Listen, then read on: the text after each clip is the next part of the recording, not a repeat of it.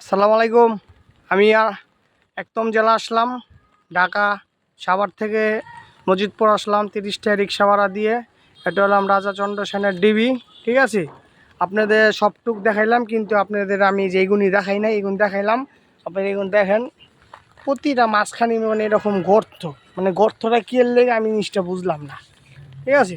জায়গাটা অনেক বড়, দেখছেন কি সুন্দর একটা গাছ। এটা কি গাছ? কাঁঠাল। এটা কাঁঠাল গাছ। আর ওইটা হলাম খেজুর গাছ। এদিকে এলাম আপনার সাইড এলাম আপনার পাহাড়ের মতন। আর ওই যে ওইটা কিসের লেগা জানি, ওটা হলো আন্টি চিতো।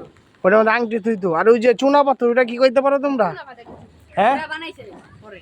ওইটা পরে বানাইছে, ঠিক আছে। আচ্ছা, তোমরা কি জানো এই জায়গা যে রাজা হেরা কি এই জায়গা থাকতে হেরা কি মারা গেছে নাকি চলে গেছে অন্য দেশে চলে গেছে? মারা গেছে। এই জায়গায় থাকতে মারা গেছে এই জায়গা ওনারা। থাকতেই রাজার এক রাতের ভিতরে সব ডাইবা গেছে গা।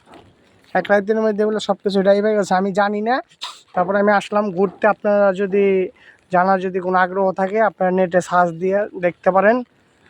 আজকে অনেক বৃষ্টি পড়তেছে, তা সবাই ভালো থাকবেন। ধন্যবাদ, আল্লাহ হাফেজ।